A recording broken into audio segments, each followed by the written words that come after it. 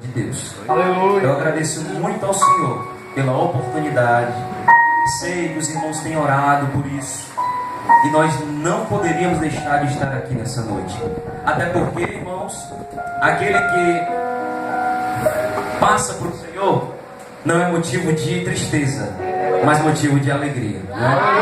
Nós sabemos que a família, sim, que está aqui, está chorando, pranteando, mas ele agora, ele está nos braços do Pai, né? Descansando, e nossa alegria é essa, olha. E a Bíblia nos garante no livro de Salmos que precioso para o Senhor é a morte dos seus santos. Então, se é precioso para Ele, o que é que nós vamos dizer? Né? Então é isso aí. Então, meus amados, nós vamos ministrar aqui nessa palavra. Deixa eu fazer aqui uma pergunta. É possível desligar essas duas? Só essas duas ou quando desliga? Desliga tudo? Não, então deixa. Não. Desliga tudo? Não, então deixa aceso, deixa aceso. Irmãos, os irmãos. Aí. Melhorou, irmãos? Amém. Glória a Deus. Bom, me perdoe, não vou fazer a leitura oficial, porque os irmãos já conhecem, está aqui. Vamos lá, Apocalipse capítulo 1, versículo 8. Eu sou o Alfa e o princípio e o fim, diz o Senhor, que é, que era e que há de vir, o Todo-Poderoso. Já queria começar dizendo uma coisa. Tudo que Jesus disse aconteceu. Primeiro ele disse que ia vir, ele veio. Depois ele disse que ia morrer, e ele morreu. Ele disse que ele iria ressuscitar, ele ressuscitou. E ele disse que vai voltar. Alguém duvida aí? Aleluia. Agora, irmãos, se ele voltar, para onde iremos? E eu pergunto, por que o nome arrebatamento? Por que vai acontecer o arrebatamento? De onde foi que aconteceu e como tudo começou? Nós vamos falar de arrebatamento, nós vamos falar de lago de fogo, juízo final. Nós vamos falar de tribulação, grande tribulação, bodas do Cordeiro, tribunal de Cristo. Nós vamos falar de novos céus e nova terra, a última revolta do diabo. Estão preparados aí, irmãos? Olha, esse estudo é um estudo de aproximadamente umas 8 horas. Sem brincadeira, irmãos. Sem brincadeira. Então, de imediato, eu queria pedir desculpa. Eu sei que tem muita gente que estuda Apocalipse. Você vai dizer assim, rapaz, o Diego não falou aquilo. Não tem como a gente falar tudo. Mas o máximo que eu puder eu vou falar. Amém? Amém. E outro, irmão Diego, eu não aprendi assim, irmão. Eu acredito que nós não vamos passar pela tribulação. Nós vamos ser arrebatados antes dela. Ou seja, pré-tribulacionismo. Não, irmão, mas eu não acredito assim. Eu acredito que nós vamos passar por um pouquinho da tribulação e depois ser arrebatados. Não, irmão, não acredito nem nisso aí. Então pronto, cada um tem um pensamento, certo? Então eu vou aqui, eu não sou o dono da verdade, longe de mim. Eu vou anunciar um estudo. Para que, qual é essa intenção? Que abra a sua mente e que você possa estudar. E quando você vê aquele termo e olhar para aquele assunto, você diz, bom, eu já tive uma ideia do que é, agora eu posso ter a minha própria opinião. Então eu vou anunciar o que a Convenção Geral da Assembleia de Deus acredita. Amém? Amém. Como eu sou membro da Assembleia e creio nisso aqui, eu não estou aqui anunciando só porque é da Assembleia, mas porque eu acredito que essa aqui vai ser assim. Tá bom? Estou trabalhando, será? Deixa eu descer, né? Tá tudo não? Pra cá? Enfim, vamos pra cá. Então, irmãos, só para não dizer que é oba-oba, é um documento, é o credo da Assembleia, ela acredita em muitas coisas. Então nós estamos aqui no capítulo 22, sobre a segunda vinda de Cristo, na página 102, o arrebatamento, e vem tudo isso, tá certo? Então, arrebatamento, tribunal. Então eles vão anunciar, cremos, professamos e ensinamos que a segunda vinda de Cristo é um evento a ser realizado em duas fases. A primeira é o arrebatamento da igreja antes, os irmãos podem dizer comigo? Antes da grande tribulação. Então chama-se pré-tribulacionismo. Onde eles não entendendo nem nada, irmão, você vai entender. Vamos lá. Olha, esse foi um livro que eu estudei muito. Esses dois livros, tá? O Final de Todas as Coisas. E aqui é uma enciclopédia que eu indico, de Tim LaHaye e Edwin. Pode ler, irmãos. Ele explica mais detalhadamente. Estude orando, que Deus, além de lhe ensinar, Ele vai lhe revelar coisas que nem a esses aqui, ó, Deus revelou. Aleluia. Aqui o nosso Elinaldo Renovato, grande mestre, né? O final de todas as coisas. Então, irmãos, vamos lá. Escatologia, ela é existem muitas teologias, que é o estudo, né? De tudo que envolve aí Deus, né?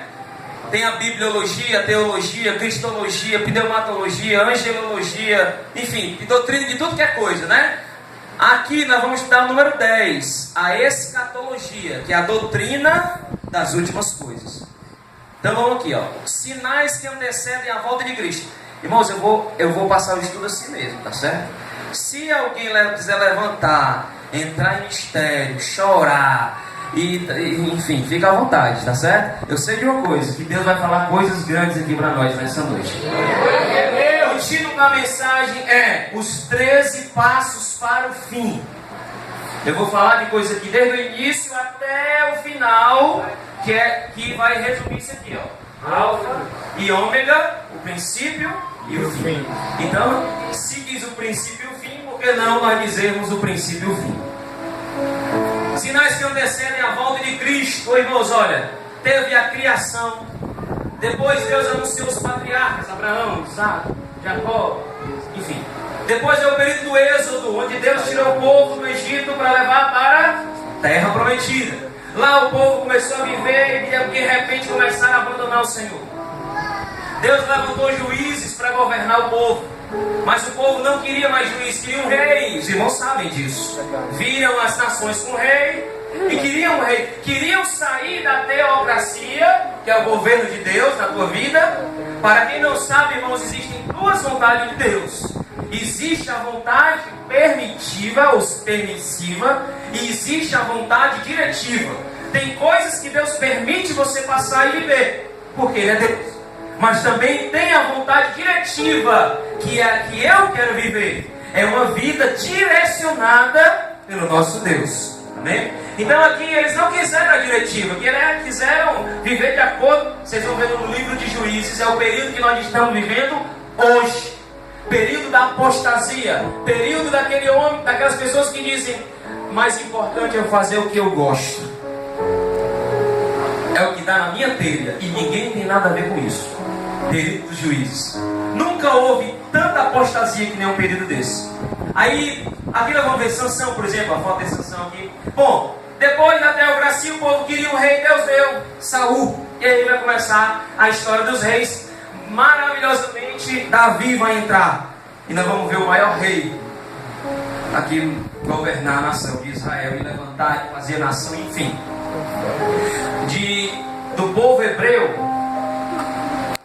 passou a ser o povo de Israel e depois passou a ser o povo judeu. Mas os três é a mesma coisa: hebreu, israelita e judeu é a mesma coisa, só mudou os tempos. Aí vieram os profetas, e irmãos sabem muito bem. E um deles aqui, nós não podemos deixar de citar, né? Isaías, que é o profeta messiânico. Ou seja, um livro que fala muito sobre o nosso Messias. Aí vem Daniel. Nós não podemos deixar de dizer isso no Apocalipse. Esquecer Daniel no Apocalipse é mesmo que nada. Enfim, aí vem os profetas, aí vem o cativeiro. Jeremias foi um que tanto falou do cativeiro, o povo não quis acreditar, o povo foi levado cativo. Depois, irmãos, o povo, depois deu-se um tempo aqui, ó, 400 anos de silêncio, e aí começou o Novo Testamento. Vocês vão ver, ó, em 2 minutos nós anunciamos o Antigo Testamento. Pode um negócio desse? Não pode.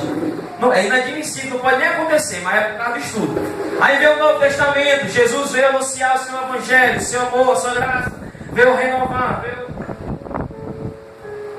Glória a Deus. Glória a Deus. Aí Jesus veio fazer tudo isso, anunciar o Evangelho na terra. 2000 anos depois ou mais, nós estamos aqui ainda, certo? Prestes a entrar em 2019. E ainda existe um povo que louva. Aleluia, Deus. Se fosse eu queria passar 1 hora aqui até dar 9 só ouvindo essas irmãs cantarem. Aleluia. É inspirador. Mas se os irmãos aguentarem minha voz, 1 hora, vamos lá. Aí vem Jesus, Novo Testamento, irmãos, e Atos dos Apóstolos ainda continua, você acredita? No livro do Apocalipse, Jesus vai dizer: sela a palavra, mas a história continua. Atos dos apóstolos. Atos, os feitos. Ou seja, tem coisas que nós ainda estamos fazendo. Aleluia. Tem coisas que nós vamos fazer mais. Jesus não disse que nós faríamos coisas maiores? Tu viu a sombra de Jesus curar? Pois Pedro, na hora que ele ia passando em determinado momento, o sol batia de lá, o povo estava desse lado, o sol bateu, a sombra de Pedro deu, e as pessoas iam sendo curadas. Meu irmão, o poder de Deus segue aos que creem. Então vamos lá. Eita, eu mexi na configuração, mas aqui, irmãos, eu quero dizer uma coisa. Desde o início agora vem comigo, muda a chave, muda a mente. Imagina que não existia terra, planeta Terra, era só o céu. Imaginou, amém? Amém. Não tem terra, não tem. Só o céu. Lá só os anjos, arcanjos, querubins, serafins. E a hierarquia, todo mundo lá. De repente havia um anjo que a passada dele gerava uma música. E hinos e melodias eram cantadas e anunciadas a Deus. Era ele, o anjo de luz, que todo mundo conhece por Lúcifer, apesar que não tem na Bíblia esse nome, mas todo mundo conhece como Lúcifer, o diabo. Lá, a Bíblia diz, toda a pedra preciosa era a cobertura dele. Sardônia, topázio, enfim, ônix, safira, tudo que você imaginar. Tu era querubim ungido para proteger e te estabeleci. No Monte Santo de Deus estavas, no meio das pedras afogueadas andavas. Perfeito era nos teus caminhos, desde o dia em que foste criado. Perfeito eras. Perfeito era nos teus caminhos, desde o dia em que foste criado, até que se achou iniquidade em ti. Nem tudo que começa ruim, termina ruim. Mas também nem tudo que começa bom, termina bom. Ele se revoltou, se achou belo, orgulhoso, dura cerviz. Para quem não sabe o que é dura cerviz, é aquela pessoa que não consegue mais dobrar o seu pescoço para adorar. É o que está acontecendo muito hoje. Muita gente de nariz empinado, dura cerviz e não consegue mais se dobrar para adorar o nosso Deus. Tudo isso está no livro de Ezequiel. E vamos continuando, até o ponto de que ele tramou e ele arrastou com ele. Não existe planeta Terra ainda. Ele arrastou com ele uma terça parte dos anjos. Ou seja, se tinha 9 anjos, ele levou 3. Se tinha 90 milhões de anjos, ele levou 30 milhões. Ele levou um terço dos anjos, tá certo? 90 milhões menos, né? Vamos lá. Aí aqui o arcanjo Miguel, deixa eu dizer uma coisa. Existe uma hierarquia no céu. Meu Deus, são 9h20. Jesus amado. Existe uma hierarquia no céu. Que para 11 horas dá certo. Existe uma hierarquia no céu. Anjo, arcanjo, querubim, serafim. Os irmãos sabem disso. Eu quero só dizer uma coisa para tu se alegrar e para tu entender que tu nunca tá só. Existe um anjo que Deus manda enviar recado. Anjo Gabriel. Foi aquele que apareceu a Maria. Mas irmão, tem momento. Eita, Jesus é forte. Ainda bem que as cartas de São aqui são boas. E tem um momento, irmãos, que você está num momento tão difícil que Gabriel já não consegue mais fazer nada com você. E vem o inimigo ainda tentar. Ontem meu filho brincava na estante e quando ele saiu, a televisão caiu. Esbagaçou, 51 polegadas, pesada. Se tivesse caído dessa altura na cabeça dele, eu não sei o que seria dele. Saulo Emanuel é meu filho. Depois eu explico Saulo ou Emanuel, qual foi esse encontro. E aí, meu irmão, tá ali no braço do meu outro filho, Paulo da Cruz. Aí, irmãos, vai ter momento na tua vida que vai ser tão difícil e o inimigo ainda vem te atentar. Mas quando o inimigo vem achando que é mais forte do que Gabriel, que Gabriel não é anjo de guerra, Deus envia um anjo chamado Miguel. Miguel não é anjo de recado. Miguel, ele é anjo de...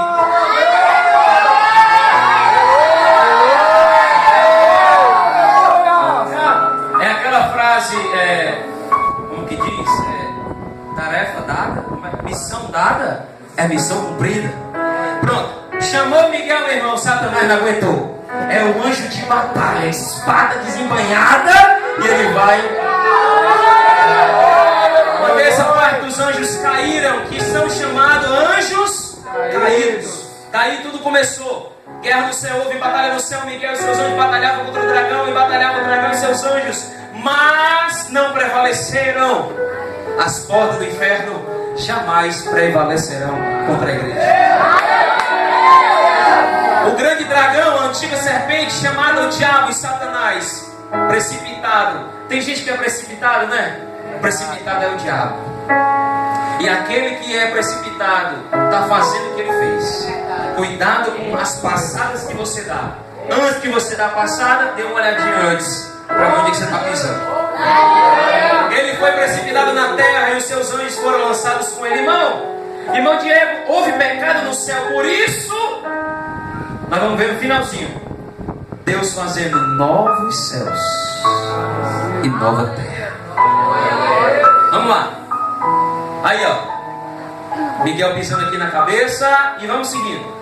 Irmão Diego, foi assim desse jeito, irmão estava lá batendo foto. Não.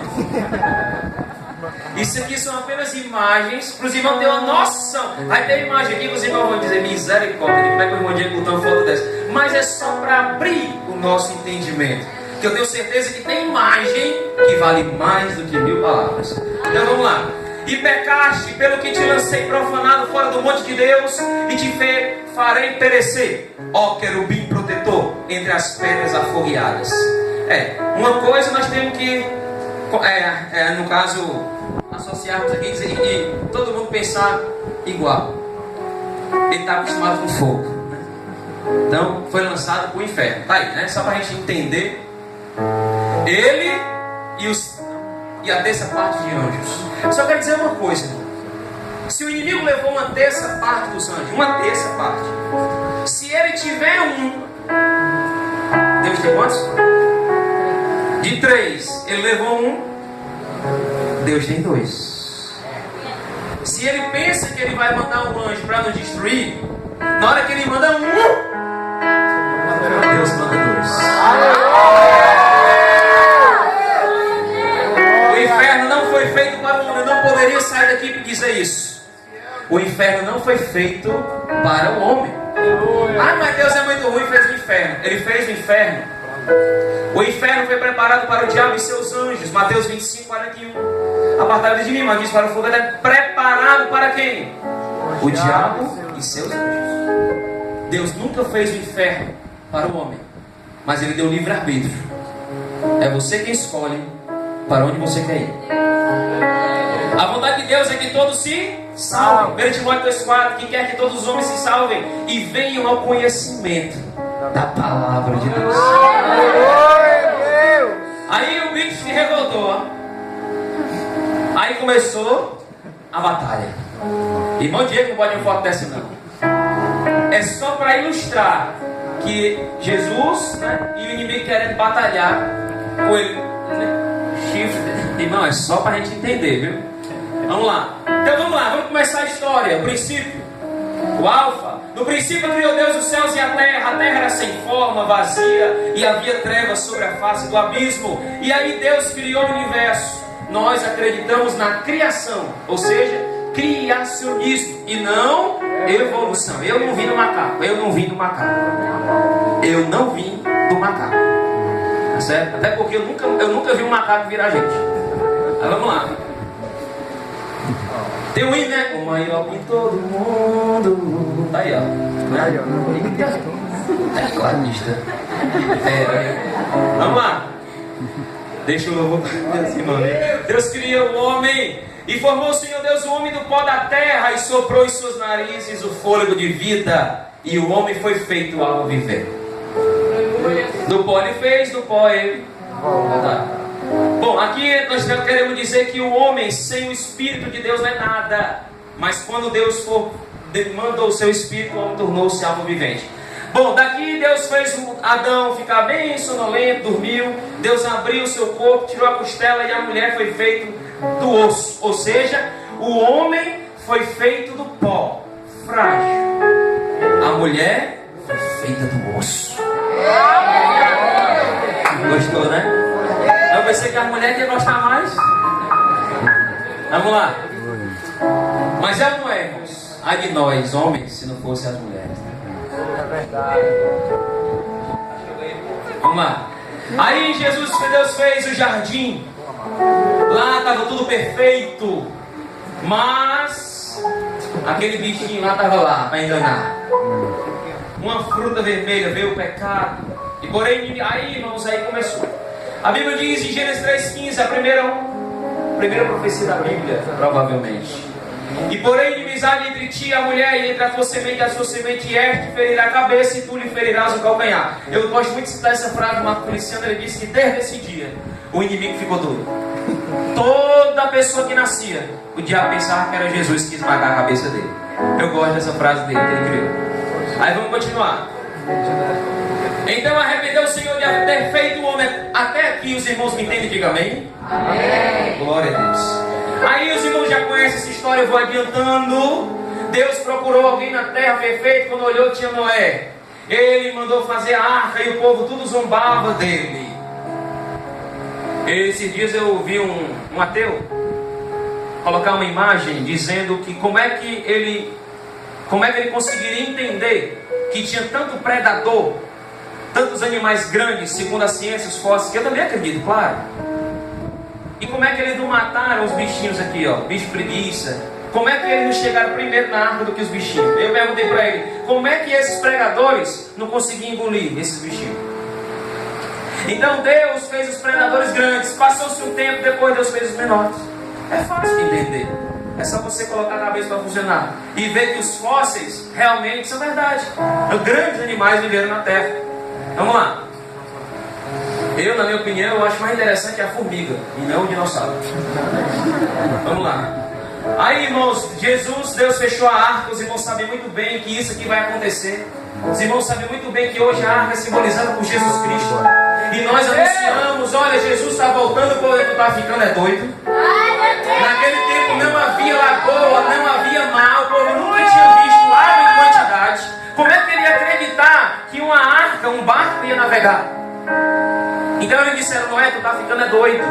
Mas ele disse, mas Deus vai mandar chuva, tanta chuva, que a água vai subir e vocês vão ficar. Não acreditaram, e aconteceu, bateram, mas quem selou a porta por fora?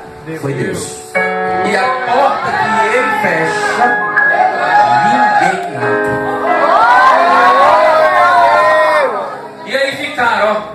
E aqui, ó, Jesus subindo comigo. Aí contigo, vai te levar também.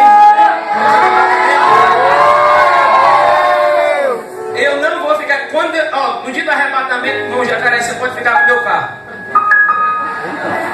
Quer não? Tá certo.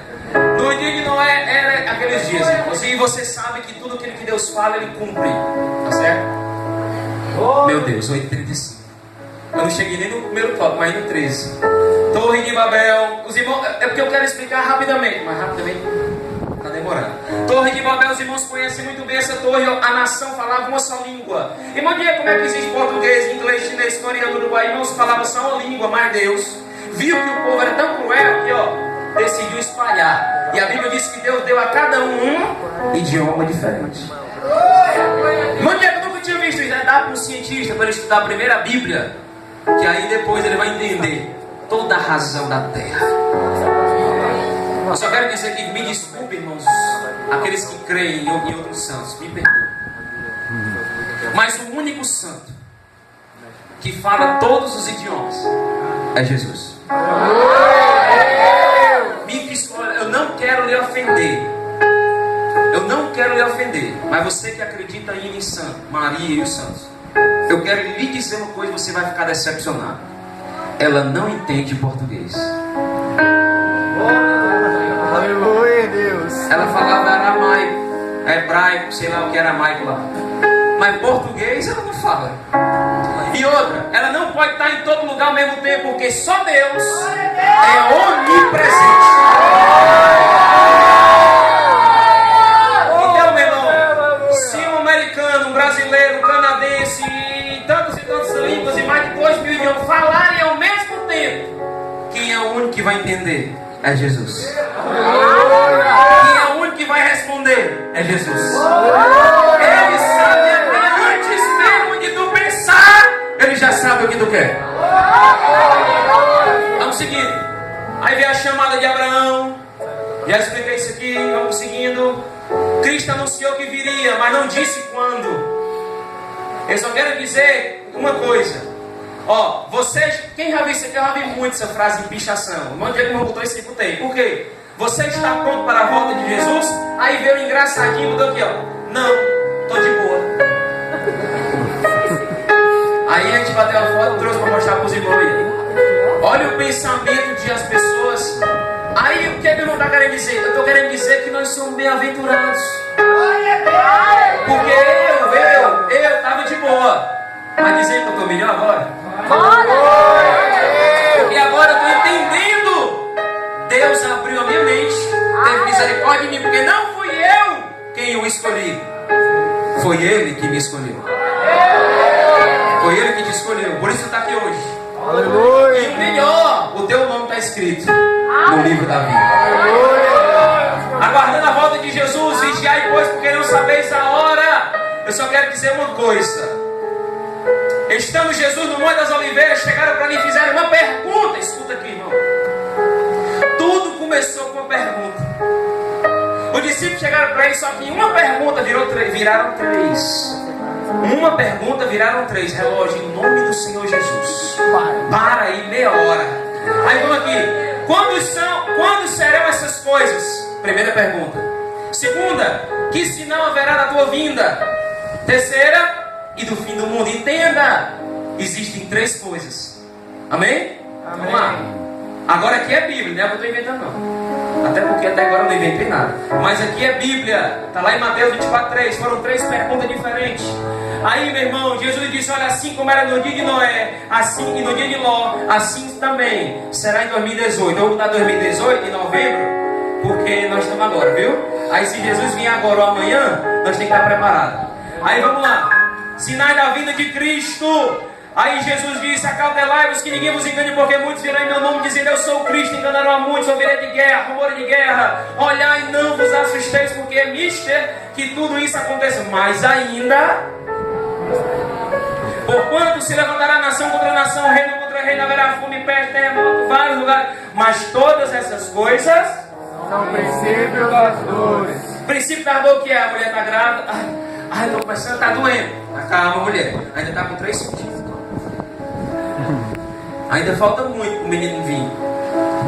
Muito ou pouco, não sei. É o princípio das dores. Um dia para o Senhor, como 1000 anos. E 1000 anos, como um dia. Jesus disse: eu vou amanhã. Ninguém sabe se é amanhã ou daqui a 1000 anos. Então vamos acreditar só no que ele diz. Então vos vão te entregar para seres atormentados, matar-vos, sereis odiados. Meu irmão, não fique com raiva porque tu é crente, não, meu irmão. Se tu for odiado é porque tu é crente. Se tu fosse do mundo, o povo ficava feliz. Mas porque tu é crente, o povo te odeia. Mas não fica triste não. Glorifica o nome do Senhor. Nesse tempo muitos serão escandalizados, trairão uns aos outros. Eita Jesus. Irmão, tu quer ser feliz? Aprenda a sofrer. Como assim, irmão? Aprenda a se decepcionar.